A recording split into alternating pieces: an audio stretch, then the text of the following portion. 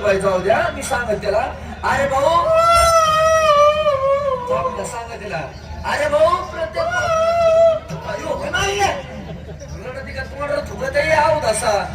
प्रत्येक पुरीला